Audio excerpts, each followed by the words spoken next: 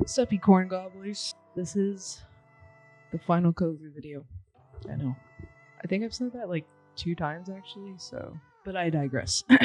Anyways, if I'm being honest with myself, after I looked over everything, it just seemed a little silly to keep piling on to what I had already found about Kover. Now, don't get me wrong.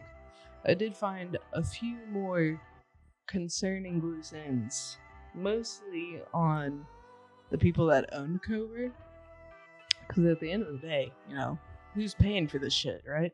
Nothing I have found to this date has been enough to be like, yeah, Kover is 100% a scam. For legal reasons, I can't say that, right? But I was able to show you the information that made me feel that way. And if you haven't, I definitely implore you to go watch the very first video I made on Kover. What I'm trying to get at here is I already knew where I stood with Kover, right? I already knew in my mind they were a shit pie. So why would I keep adding shit cream on top of it? You know what I'm saying? I'm clearly not going to eat it. I've shown others why I'm not going to eat it in hopes that they'll make a better decision on whether or not they actually want to eat. So the more I started writing out the original video, the more I thought, what is truly left to do that could actually be helpful, instead of connecting a few more dots that may or may not be actually connected. So I came to the conclusion the most helpful thing that I could do to kind of wrap this all up in the neatest bow possible would be to actually look at alternative options that are actually helpful, if there are any. There's so many apps out there that are like catered to gig workers, like tax apps like Hurdler, then you got mileage tracking apps, then you got, like half the shit could honestly be replaced with a spiral notebook and a pen. A lot of these apps, like, they charge you $10, $15, $20, and it's like, oh, well, that's a small price to pay for convenience.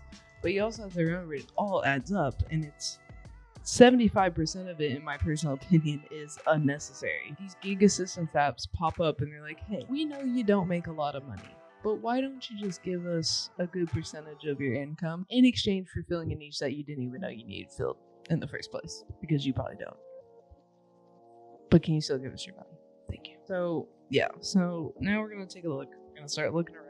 Just like old times. Good to see you here, guys. And after looking around, there are legitimate and well-established companies that do offer insurance for independent contractors and are oftentimes cheaper than Kover's highest package. But before I start going over these, I think it's important to make this point as well.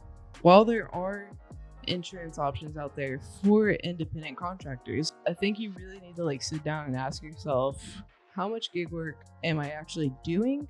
And is it enough to outweigh the cost of having insurance for this line of work? If you're part-time, I would suggest just considering an actual auto policy that does actually cover you while you're on clock.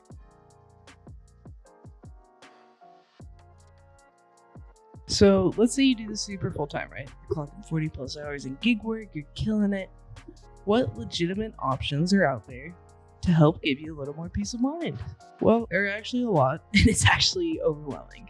The unfortunate thing is too, most of these insurance providers are catered toward actual independent contractors, because we clearly don't own DoorDash. We're over here sucking on Tony's toes.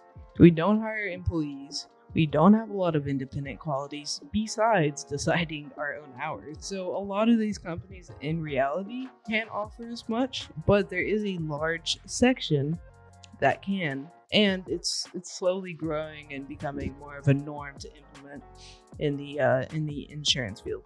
So I'm going to show you guys a few that you could possibly get quotes from, but in reality, like I said, the best insurance I think you could get for yourself, or at least the perfect starting point, is to actually cover your vehicle with the correct auto insurance. Yes, it might cost more. It will cost more. If you just want actual auto insurance that will cover you, in most cases, when you're talking to your insurance provider, it seems like there's kind of going to be 2 options for you.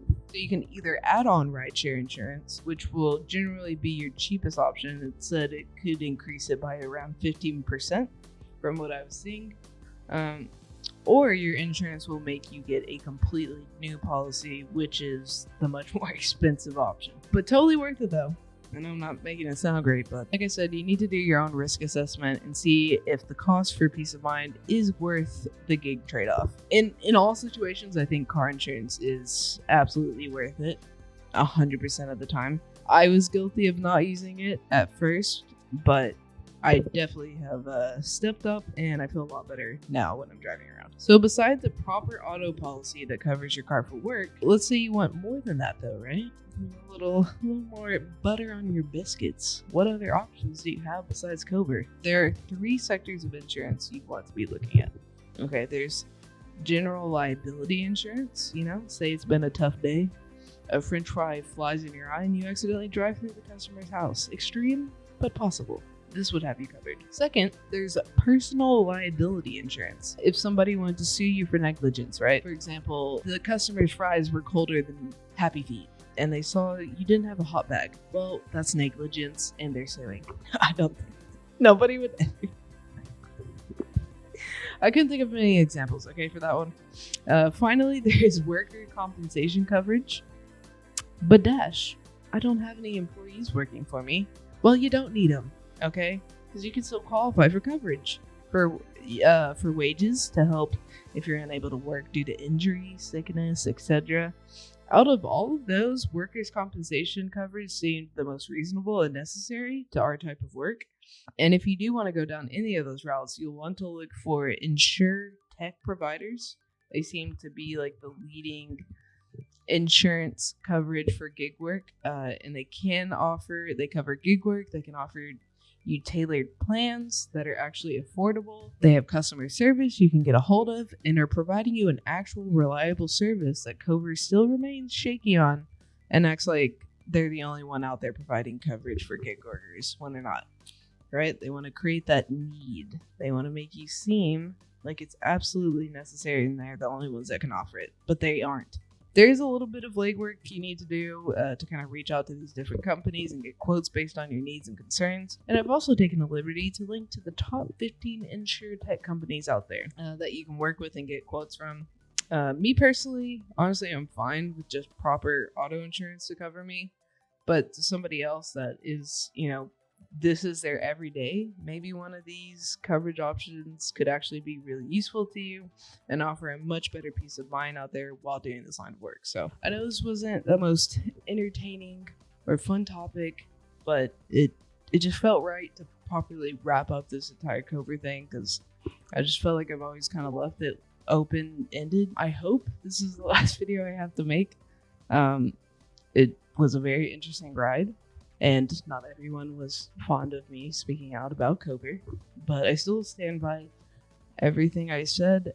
This was a really fun series to make, and hopefully we can do another one. Thank you guys. Thank you for all the support. And I think at the end of the day, I think that really is like the message I want for my channel is just to always question things. Don't trust me. Don't trust anybody else. At least not 100%. And just kind of figure things out on your own. Use people as guides, not as absolutes. But all right, that's all I got. I got nothing else. So we'll see you guys next time. Bye.